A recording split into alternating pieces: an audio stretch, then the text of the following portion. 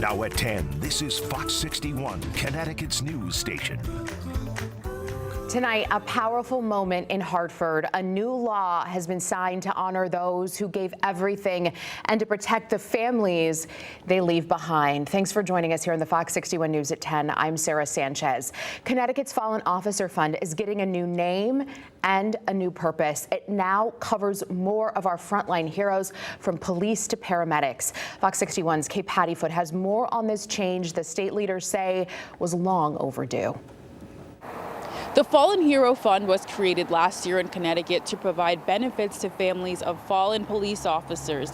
Now that fund is being expanded to include firefighters, EMTs, and paramedics who lost their lives on the front line. An expansion to Connecticut's Fallen Hero Fund will soon go into effect. But above all, what this bill says to all first responders is you matter. The Fallen Hero Fund allows family members of all first responders who have died in the line of duty to stay on their health insurance. They will receive those benefits for up to 5 years. This is an owed and overdue benefit to those who make the ultimate sacrifice.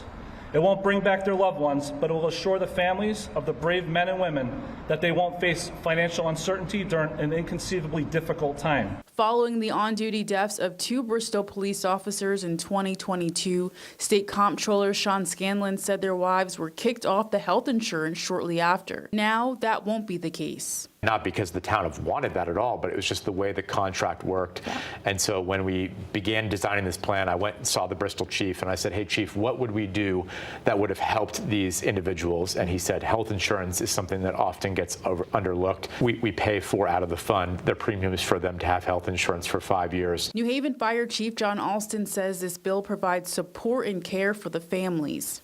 They are not thinking about the next week, the next month, the holidays. They are experiencing trauma and the impact that they are going through. This bill provides some support to them. It is not compensation. Sadly, Connecticut has lost several first responders on the front lines in recent years, from officers killed in the line of duty to firefighters helping to put out fires. Governor Lamont says this bill is significant to the memories of those fallen heroes. This is one more way of saying we have your back, and we also have the back of your family if something were to happen. As Ronell said, it's just another way of saying, you matter. This new law goes into effect July 1st. You can find more about other laws going into effect on the 1st of the month at fox61.com. In Hartford, Kate Pattyfoot, Fox 61. Well, time for a look at the forecast and talk about weather whiplash, Rachel. It was so much cooler today than what we saw the past few days. Does this mean the heat wave is over? The heat wave's over, and tomorrow will be very similar to today. So if you enjoyed those cooler temperatures, you get one more day like it before the humidity and warmth start to dial right back up again. This is a look at the 24-hour temperature change. So we're only comparing the temperature now to what it was 24 hours ago. But earlier today, these numbers were as low as 30 or 35 degrees cooler. So, I mean, I know you believe me. I mean, if you walked outside, it was a complete change of pace. Right now, temperatures are actually in the upper 50s for Torrington and Waterbury, low 60s in the Hartford area and Chester, and 64 in Groton. There were a few showers out there earlier. Those have moved on, and we're looking at overnight lows that'll pretty much hang where they are right now, upper 50s and low 60s as we head towards daybreak tomorrow. Tomorrow starts off similar to today. We're beginning with overcast skies, but as we head through the day, clouds may slowly break for some sun, and I do think it will turn a little bit brighter, but temperatures will be similar, climbing into the low to mid 70s, which again is still below average for this time of year. But the humidity returns on Saturday, and along with the threat for a scattered shower or storm, but it's not a washout. We'll talk about what we know regarding the timing of that coming up. Sarah. Thank you, Rachel. In the Raul Valley murder trial, a man took the stand today claiming he supplied the knife used in that deadly stabbing. 17-year-old Jimmy McGrath was killed that night. Fox 61's Alicia Hercules has the latest from Milford.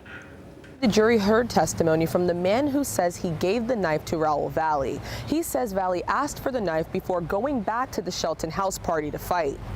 Jack Snyder says he was the driver of the car the night Valley is accused of stabbing 4 people at a Shelton house party. Snyder, in exchange for immunity regarding any crimes he committed the night of the party, testified for the prosecution. Snyder admitted to fighting with Shelton High School student Ryan Hines at a party earlier in the night after Snyder took his 12-pack of beer. After the first fight, Snyder and others were added to a group chat where Shelton High and St. Joseph students argued back and forth.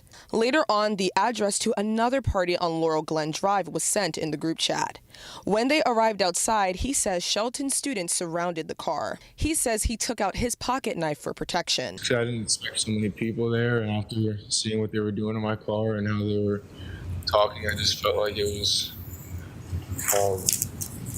in regard to my own safety. I just took it out and put it down just in case anything were to happen.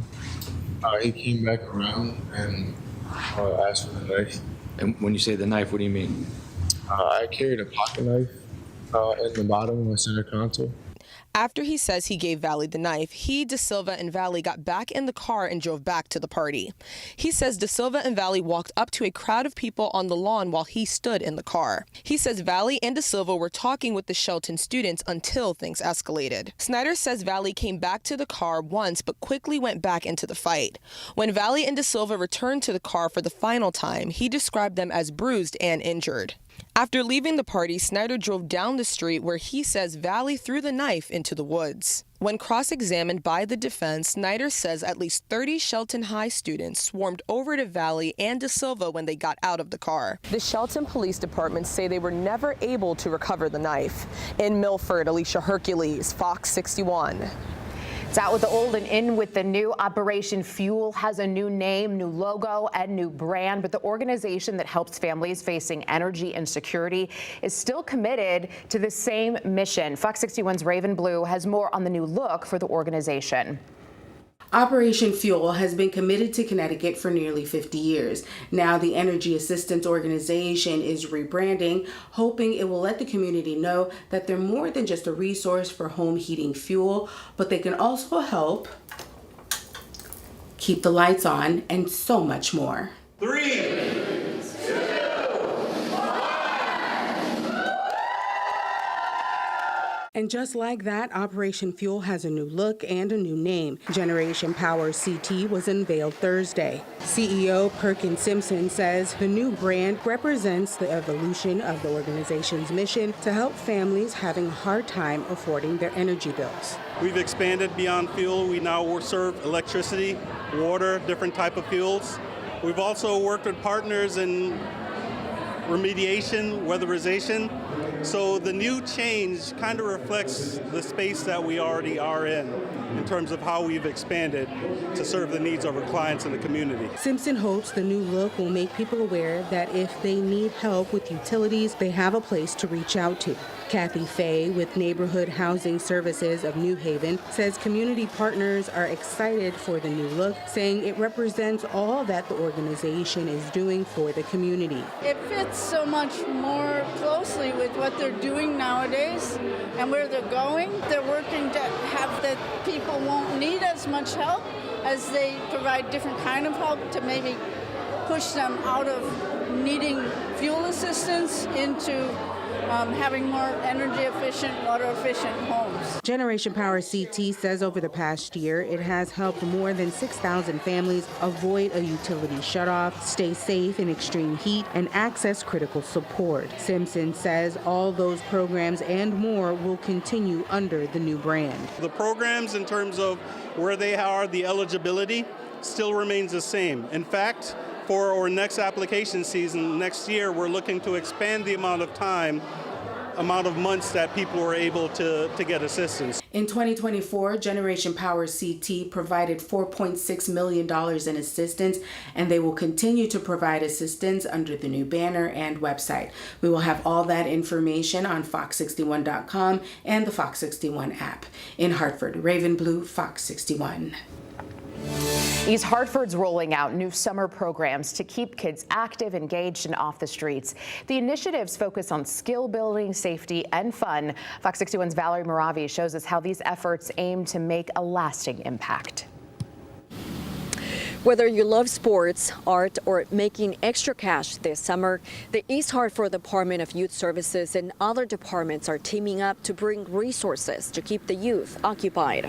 The East Hartford Youth and Social Services Division is providing a safe environment through a variety of summer programs for teens of all ages. Supervisor Astrid Calderon says the programs aim to provide a range of opportunities for the youth to help them boost their skills. The programs involve things like mentoring and well-being, sports, art, and job skills to help the young people land job opportunities this summer. Calderon says their goal is to help the youth perform in more productive activities and help them stay away from any act of violence.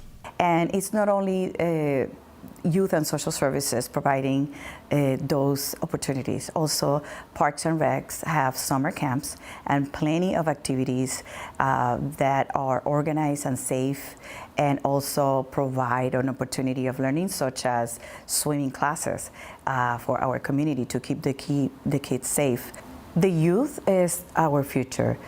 Without them, we will not be able to succeed in the next years. We need to make sure that we provide spaces, safe spaces. Now, for more details on these programs, you can visit our website at fox61.com.